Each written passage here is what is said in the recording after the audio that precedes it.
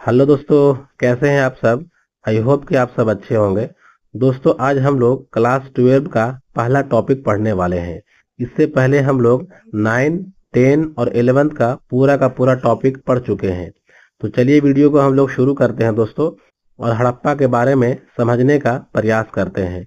दोस्तों, मैं ऐसा आशा करता हूं कि आप एक बार रीडिंग दे चुके होंगे, क्योंकि जब तक आप एक बार रीडिंग नहीं देंगे दोस्तों, हड़प्पा सभ्यता आपको समझ में नहीं आएगा। इसीलिए मैं ये उम्मीद करता हूँ कि आप एक बार कहीं न कहीं कभी न कभी पढ़ चुके होंगे, जिसके बाद आप वीडियो को देखेंगे तो आपको ज़्यादा मज़ा आएगा। तो चलिए हम लोग वीडियो को आगे बढ़ाते हैं।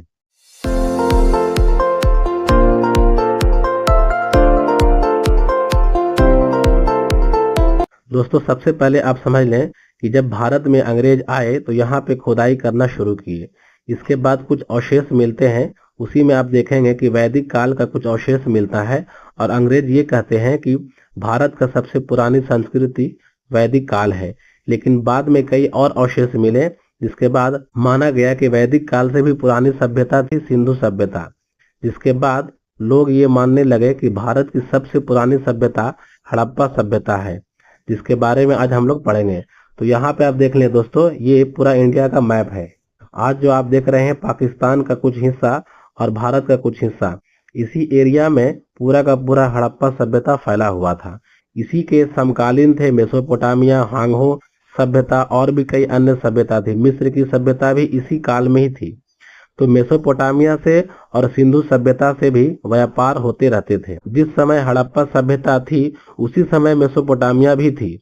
क्योंकि दोस्तों आपको बता दें कि मेसोपोटामिया में हड़प्पा का कुछ सामान मिला है, उसी तरीके से हड़प्पा में मेसोपोटामिया का भी कुछ अवशेष मिला है। तो आप समझ सकते हैं कि दोनों में व्यापारिक संबंध थे। यहाँ पे आप ध्यान से देखेंगे दोस्तों कि सिंधु सभ्यता का सबसे उत्तरार्ध क्षेत्र है मांदा। मांदा जो है चिनाब नदी के किनारे है। उसके बाद आप देखेंगे दोस्तों, सिंधु सभ्यता का सबसे दक्षिणी एरिया है दाइमाबाद, जो कि गोदावरी नदी के किनारे है। उसके बाद सबसे पश्चिमी है सुतका गिंडोर, जो कि दाश्त नदी के किनारे है, जो कि आज बलूचिस्तान में पड़ता है। और उसके बाद सबसे पूर्वी एरिया है आलमगीरपुर, जो कि यूपी में पड़ता है। तो यहाँ से लेकर के यहाँ तक पूरा सिंधु सभ्यता फैला हुआ था दोस्तों। इसी में आप देखेंगे छोटा छोटा एरिया मिला है, यानी छोटा छोटा स्थल मिला है। कहीं पर मोहनजोदड़ो मिला है, कहीं पर लोथल मिला है। इसी में आप देखेंगे दोस्तों सबके अलग अलग कुछ न कुछ विशेषता है। कहीं पे कुछ मिला है तो कहीं पे कुछ मिला है। इसी के बारे में आज हम लोग पढ़ेंगे। तो चलिए आगे बढ़ते हैं और क्वेश्चन आंसर के माध्यम से और समझने का प्रयास करते हैं। और आज का पहला सवाल, हड़प्पा सभ्यता किस युग से संबंधित है। इसका राइट आंसर है दोस्तों कांस्य युग। इस समय कांस्य का यूज ज्यादा होता था, इसीलिए इसको कांस्य युग कहा जाता है। अगला सवाल है, हड़प्पा सभ्यता की सबसे प्रमुख नदी कौन सी थी। इसका राइट आंसर है सिंधु। अगला सवाल है, हड़प्पा सभ्यता की प्रमुख विशेषता क्या थी। इसका राइट आंसर है योजनाबद्ध शहर। यानी यहाँ पे जो भी शहर थे दोस्तों, वह सब वेल प्लान थे, यानी प्लानिंग के हिसाब से वहां पे बसाया जाता था। अगला सवाल है कि हड़प्पा और मोहनजोदड़ो की खुदाई किस वर्ष शुरू हुई थी। इसका राइट आंसर है दोस्तों 1921। 1921 में हड़प्पा की खुदाई होती है, लेकिन 1922 में मोहनजोदड़ो की खुदाई होती है। इस पॉइंट को आप याद रखेंगे, यहाँ पे दोनों साथ में लिखा हुआ है। लेकिन मोहनजोदड़ो 1922 में खुदाई हुआ था और हड़प्पा 1921 में खुदाई हुआ था। यहाँ पे आप देख सकते हैं दोस्तों कि हड़प्पा स्थल की खुदाई 1921 में दयाराम साहनी के द्वारा की जाती है, जबकि मोहनजोदड़ो की खुदाई 1922 में आर.डी. बनर्जी यानी राखल दास बनर्जी के द्वारा की जाती है। अगला सवाल है कि हड़प्पा सभ्यता का प्रमुख व्यापारिक वस्त्र क्या था। राइट आंसर है सूती वस्त्र। वो लोग सूती वस्त्र का यूज बहुत ज्यादा करते थे। अगला सवाल है, लोथल किसके लिए प्रसिद्ध था। इसका राइट आंसर है बंदरगाह। दोस्तों आपको बता दें कि हड़प्पा में अलग अलग स्थल मिले हैं, लेकिन सभी के सभी बंदरगाह नहीं थे, नगर थे। लेकिन लोथल एकमात्र ऐसा था जो कि बंदरगाह था। यहाँ से मेसोपोटामिया, हांगहो, मिस्र और अलग अलग जगह पे व्यापार होते थे। अगला सवाल है कि हड़प्पा सभ्यता में किस देवता की पूजा की जाती थी। इसका राइट आंसर है पशुपति। अगला सवाल है, हड़प्पा सभ्यता के प्रमुख नगरों में कौन सा नहीं आता है। इसका राइट आंसर है दोस्तों अयोध्या। आप देखेंगे कि धौलावीरा भी है, राखीगढ़ी भी है, चनहुदड़ो भी है, लेकिन अयोध्या एक अलग नगर है, ना कि हड़प्पा का कोई स्थल है। अगला सवाल है कि मोहनजोदड़ो का क्या अर्थ है। राइट आंसर है मृतकों का टीला। यहाँ पे आप देखेंगे दोस्तों, मोहनजोदड़ो का शाब्दिक अर्थ है मृतकों का टीला। यह हड़प्पा सभ्यता का एक प्रमुख नगर था। इसकी खुदाई से कई महत्वपूर्ण साक्ष्य प्राप्त हुए हैं। आपको बता दें दोस्तों कि मोहनजोदड़ो एक बहुत ही प्रमुख नगर है। इसी के बाद कई और अन्य स्थल मिले हैं। मोहनजोदड़ो आज वर्तमान में पाकिस्तान में स्थित है। अगला सवाल है कि हड़प्पा सभ्यता के लोग किस प्रकार की लिपि का उपयोग करते थे। राइट आंसर है सिंधु लिपि। अगला सवाल है हड़प्पा सभ्यता का सबसे बड़ा स्थल कौन सा है। राइट आंसर है राखीगढ़ी, जो कि हरियाणा में स्थित है। यहाँ पर देखेंगे राखीगढ़ी जो कि हरियाणा में स्थित है, हड़प्पा सभ्यता का सबसे बड़ा स्थल है। खुदाई से पता चला है कि यह नगर उस समय के शहरीकरण और सामाजिक संगठन का महत्वपूर्ण केंद्र था। अगला सवाल है हड़प्पा सभ्यता का कौन सा स्थल पाकिस्तान के पंजाब प्रांत में स्थित है। इसका राइट आंसर है हड़प्पा। अगला सवाल है मोहनजोदड़ो किस प्रांत में स्थित है। राइट आंसर है सिंध, जो कि पाकिस्तान में स्थित है। अगला सवाल है मांदा हड़प्पा सभ्यता का स्थल कहाँ स्थित है। इसका राइट आंसर है दोस्तों कश्मीर। आपको बताए थे कि ये इस तरीके से पूरा हड़प्पा सभ्यता फैला हुआ था। यहाँ पे था सुतका गेंडोर, और यहाँ पे था आलमगीर, यहाँ पे था मांदा, और यहाँ पे था दाइमाबाद। अगला सवाल है कालीबंगा किस राज्य में स्थित है। इसका राइट आंसर है राजस्थान। दोस्तों आपको बता दें कि कालीबंगा का मतलब होता है काली चूड़ी। अगला सवाल है अभिलेखों के अध्ययन को क्या कहा जाता है। इसका राइट आंसर है दोस्तों एपिग्राफी। अगला सवाल है मातृ देवी की मूर्ति कहाँ से प्राप्त हुई है। राइट आंसर है मोहनजोदड़ो। अलग अलग स्थल में अलग अलग चीज मिली है, उसी में मोहनजोदड़ो में मातृ देवी की मूर्ति मिलती है। अगला सवाल है हमारा कि हड़प्पा सभ्यता के किस स्थल से कांसे का दर्पण प्राप्त हुआ है। इसका राइट आंसर है मोहनजोदड़ो। अगला सवाल है R37 नामक कब्रिस्तान किस स्थल से प्राप्त हुआ है। राइट आंसर है मोहनजोदड़ो। अगला सवाल है घोड़े का अवशेष हड़प्पा सभ्यता के किस स्थल से प्राप्त हुआ है। राइट आंसर है लोथल। दोस्तों आपको बता दें कि लोथल एक बंदरगाह था और यहीं से मेसोपोटामिया मिस्र की सभ्यता और अलग अलग सभ्यता से व्यापार होते थे। इसका कारण था दोस्तों कि उस समय जल मार्ग से भी व्यापार होते थे और लोथल एक बंदरगाह था। अगला सवाल है कि जोते हुए खेत का साक्ष्य किस स्थल से प्राप्त हुआ है। राइट आंसर है कालीबंगा। अगला सवाल है हड़प्पा सभ्यता का वह स्थल कौन सा है जो यूनेस्को की विश्व धरोहर सूची में शामिल है। इसका राइट आंसर है दोस्तों धौलावीरा। और आपको बता दें दोस्तों कि धौलावीरा एकमात्र ऐसा स्थल है जिसके द्वारा कर्क रेखा गुजरती है। यहाँ पे आप देखेंगे दोस्तों कि इस तरीके से इंडिया का मैप है और यहीं पर है धौलावीरा, और इसी धौलावीरा से कर्क रेखा गुजरती है। तो यह एग्जाम की दृष्टि से बहुत ही महत्वपूर्ण क्वेश्चन बन जाता है। अगला सवाल है कि चावल के अवशेष हड़प्पा सभ्यता के किस स्थल से प्राप्त हुए हैं।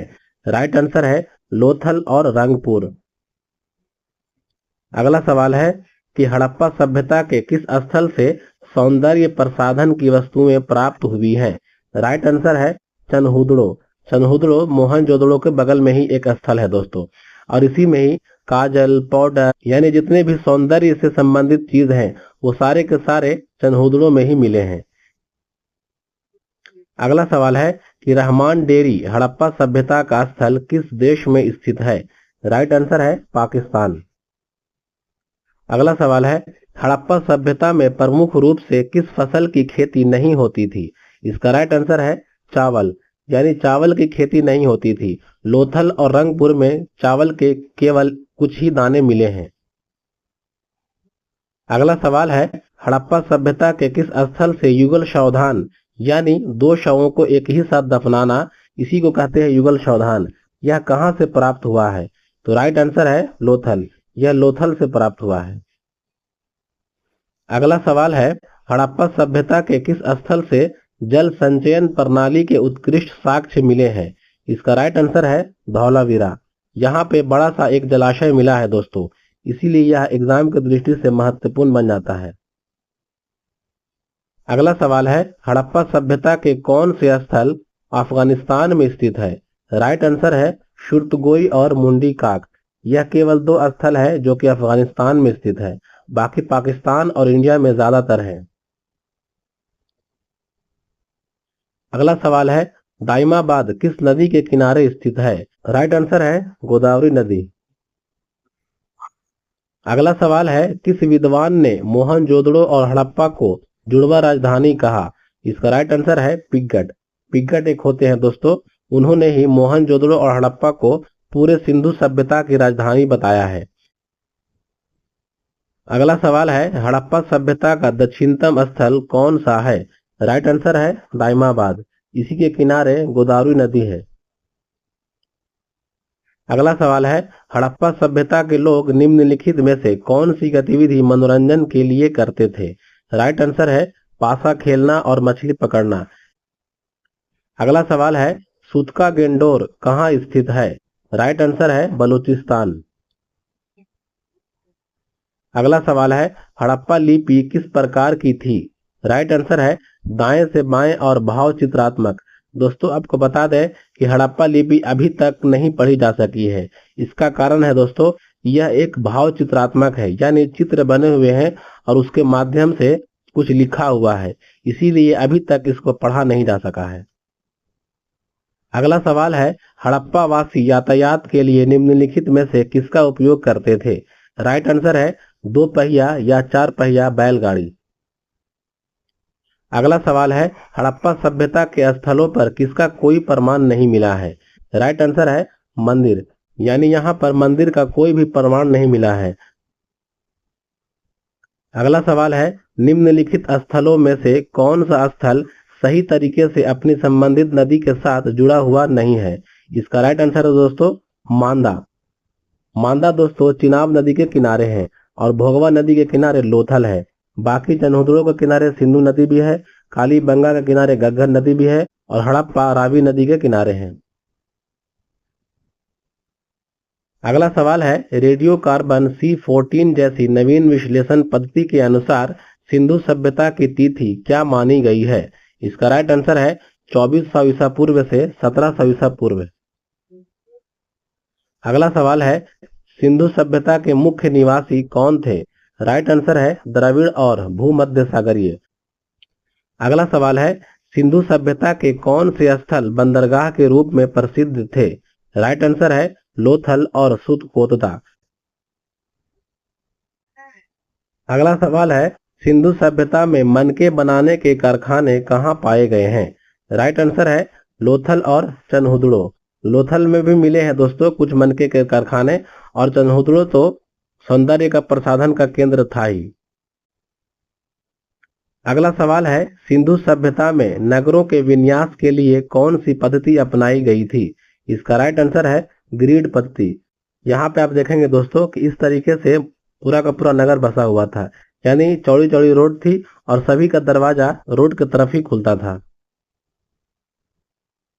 अगला सवाल है, सिंधु सभ्यता में प्रमुख फसल कौन सी थी? राइट आंसर है गेहूं और जौ। अगला सवाल है, सिंधु सभ्यता के लोग किस देवी की पूजा करते थे? राइट आंसर है उर्वरता की देवी। अगला सवाल है, धौलावीरा किस नदी के किनारे स्थित है? राइट आंसर है लूनी नदी। अगला सवाल है कि मोहनजोदड़ो की खोज किसने की थी? राइट आंसर है राखल दास बनर्जी। दयाराम साहनी के द्वारा 1921 में हड़प्पा की खोज की जाती है और मोहनजोदड़ो की खोज 1922 में राखल दास बनर्जी के द्वारा की जाती है। तो इस दोनों को आप ध्यान में रखेंगे दोस्तों। अगला सवाल है, कोट डीजी की खोज किसने की थी? राइट आंसर है फजल अहमद। अगला सवाल है, सिंधु सभ्यता के पतन का कारण किसने बाढ़ को माना था? दोस्तों आपको बता दें कि अलग अलग विद्वान होते हैं। कुछ लोगों का कहना है कि बाहरी आक्रमण हुए थे जिसके बाद सिंधु सभ्यता का पतन हो गया था, लेकिन कुछ मानते हैं कि नहीं, वहां पे बाढ़ आ गया था जिसकी वजह से सिंधु सभ्यता का पतन हुआ। इसी में देखेंगे दोस्तों कि मैके और जॉन मार्शल ने बाढ़ को सिंधु सभ्यता का पतन का कारण माना है। अगला सवाल है, सिंधु सभ्यता के पतन का कारण विदेशी आक्रमण को किसने माना था? इसका राइट आंसर है मोर्टिमर व्हीलर और चाइल्ड। इन्होंने ही कहा था कि बाहरी आक्रमण हुए हैं और उसके बाद सिंधु सभ्यता का पतन हो गया है। अगला सवाल है, मैके और जॉन मार्शल ने किस स्थल पर बाढ़ को सिंधु सभ्यता के पतन का मुख्य कारण माना था? इसका राइट आंसर है मोहनजोदड़ो। मोहनजोदड़ो में बाढ़ के कुछ प्रमाण मिले हैं दोस्तों, जिसके वजह से मैके और जॉन मार्शल ने कहा था कि सिंधु सभ्यता का पतन बाढ़ के कारण हुआ है। और आज का अंतिम सवाल, मोर्टिमर व्हीलर ने अपने आर्यों के आक्रमण के सिद्धांत का समर्थन किस आधार पर किया था? इस सवाल का जवाब आपको दोस्तों कमेंट में देना है। और आज के लिए बस इतना ही। मिलते हैं हम लोग फिर अगले वीडियो में कुछ नए टॉपिक को लेकर।